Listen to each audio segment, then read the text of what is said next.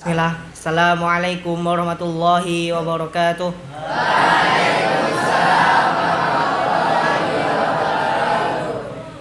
Innal hamdalillah nahmaduhu wa nasta'inuhu wa nastaghfiruh wa natubu ilaihi wa na'udzu billahi min syururi anfusina wasayyiati a'malina. May yahdihillahu fala mudhillalah wa may yudlil fala hadiyalah. Wa asyhadu an la ilaha illallah wahdahu la syarikalah wa asyhadu anna Muhammadan abduhu wa rasuluh. Amma ba'd. Jamaah rahimani wa rahimahullah. Pertama-tama dan yang paling utama, marilah kita panjatkan segala rasa puja dan puji syukur kita kehadirat Allah Subhanahu wa taala yang telah memberikan kepada kita segala limpahan karunia dan nikmatnya, yang sehingganya dengan karunia dan nikmat yang Allah berikan kepada kita dapat kita gunakan untuk berkumpul di salah satu rumah yang semoga Allah Subhanahu wa taala rahmati ini. Amin ya rabbal alamin.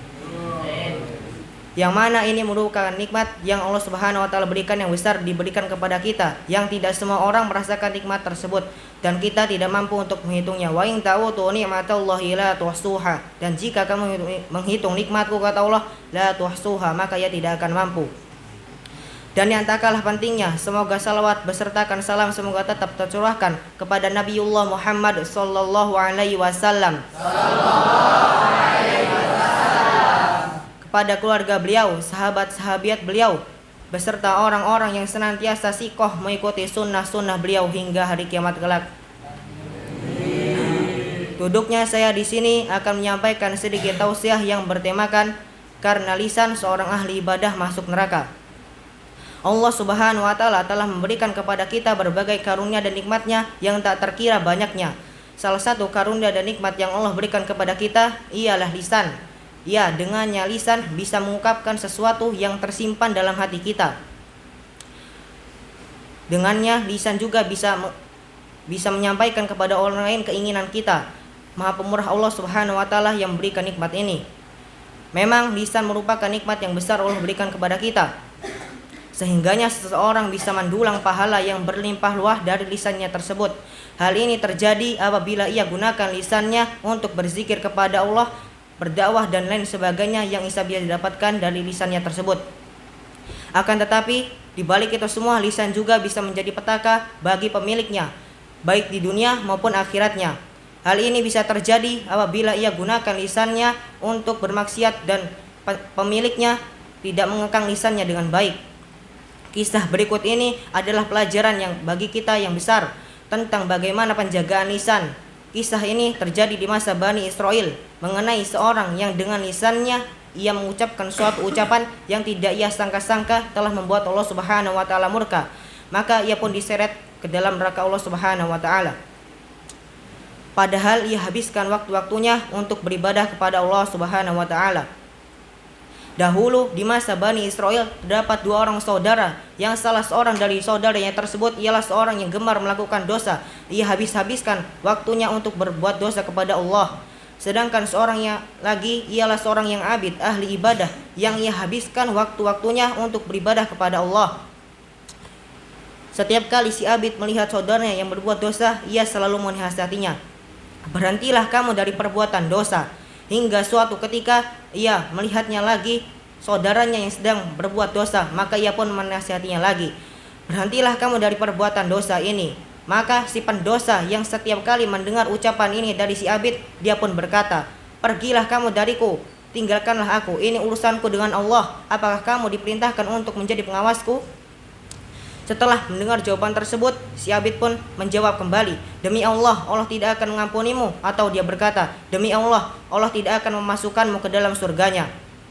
Maka waktu pun berjalan, ajal mereka pun datang, hingga suatu ketika dia pun dihadapkan di hadapan Allah Subhanahu wa taala. Allah pun berkata kepada si abid, apakah kamu mengetahui apa yang akan lakukan? Apakah kamu mampu mengubah sesuatu yang ada di tanganku? Kata Allah kepada si abid. Maka Allah pun berkata kepada si mendosa, pergilah kamu dan masuklah kamu ke dalam surgaku karena rahmatku.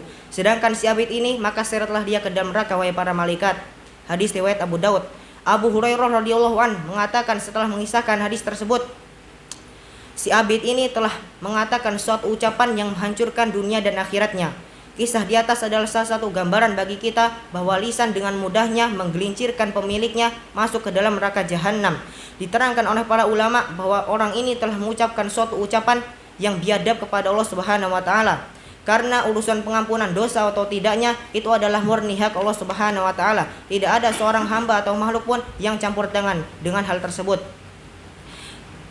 Si abid ini telah mendahului Allah Subhanahu wa taala dan keputusannya, karena Allah Subhanahu wa taala berfirman, "Ya ayyuhalladzina amanu," wahai orang-orang yang beriman, "la tuqaddimu baina yadayillahi wa rasulih." Janganlah kalian mendahului Allah dan Rasulnya. Wattaqullah, dan bertakwalah kepada Allah. Innallaha samiun alim. Sesungguhnya Allah itu Maha mendengar dan Maha mengetahui.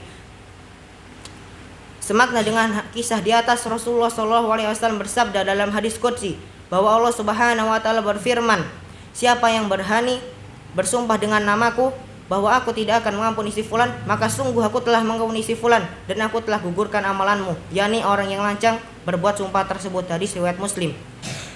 Dan kita juga tidak diperbolehkan untuk memastikan sesuatu yang belum pasti, ataukah dia mendapatkan ampunan atau tidak, atau kita mengatakan bahwa si fulan mati syahid. Karena telah terjadi di masa Rasulullah SAW pada suatu perperangan, ada pasukan di barisan kaum muslimin, yakni Utsman, yang berperang dengan hebatnya, yang tidak akan ada seorang musyrik yang mendekat kepadanya, niscaya akan dia tebas dengan pedangnya. Maka sahabat pun melaporkan hal tersebut kepada Rasulullah bahwa Utsman termasuk penduduk surga. Akan tetapi Rasulullah ternyata bersabda, justru Utsman termasuk penduduk neraka. Maka sahabat pun penasaran untuk mengetahui keadaan Utsman, maka dia pun mengikuti Utsman dari belakang hingga akhirnya ia temukan Utsman sedang terluka dan akhirnya dia tidak mendapat menahan dirinya lagi, akhirnya dia pun bunuh diri. Naudzubillah min dzalik. Imam Bukhari yang mengisahkan atau meriwayatkan kisah tersebut membeli bab dalam kitabnya, bab tidak boleh menyatakan seorang mati syahid. Jamaah rahimani rahimahullah. Sebelum kita tutup pertemuan kita kali ini, alangkah baiknya kita mendengarkan nasihat Amirul Mukminin Umar bin Khattab radhiyallahu an. Beliau mengatakan bahwa siapa yang banyak ucapannya akan banyak pula tergelincirannya, dan siapa yang banyak tergelincirannya akan banyak pula dosanya, dan siapa yang banyak dosanya maka lebih pantas neraka baginya. Hati-hatilah pada hari ketika lisan ini justru memberatkan kita karena kesaksiannya. Allah Subhanahu wa taala berfirman, "Yauma tasyhadu 'alaihim alsinatuhum wa aydihim wa arjuluhum bima kanu ya'malun." Pada hari ketika lidah, tangan dan kaki mereka menjadi saksi atas mereka apa yang mereka kerjakan dahulu. An-Nur ayat 24. Maka senantiasa kita berdoa kepada Allah Subhanahu wa taala agar selalu meluruskan ucapan-ucapan kita dalam berucap dan mengampuni segala kesalahan-kesalahan kita dalam berucap. Wallahu ta'ala. Mungkin hanya ini dapat saya sampaikan, kurang lebihnya saya mohon maaf. Nun wal qalami wa ma yasturun fastabiqul khairat wabillahi taufiq wal hidayah. Assalamualaikum warahmatullahi wabarakatuh.